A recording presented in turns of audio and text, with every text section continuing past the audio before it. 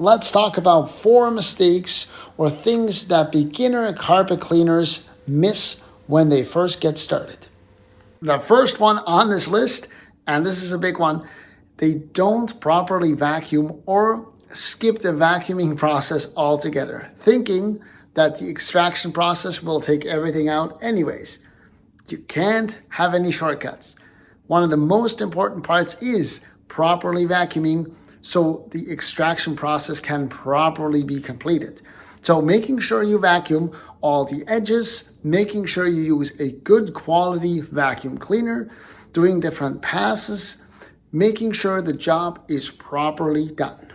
And number 2, I would say they don't focus enough on the chemistry process. They just go to a store and they buy something that is labeled carpet cleaner or carpet cleaning shampoo.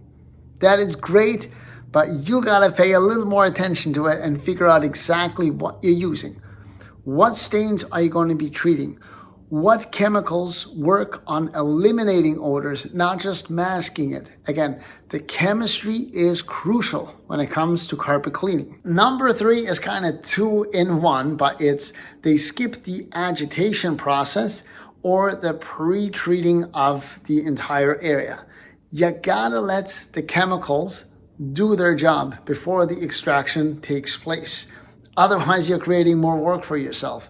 So make sure you pre-spray the entire area with the proper chemicals, then agitate with a brush or whatever you want to use for that process, making sure you work it all in and loosening up any sort of stains that the extraction machine will take in after. And the last one is oversaturating the carpet. And this can be a huge problem and leads to mold and mildew and basically having a customer getting furious with you because you just soaked their carpet.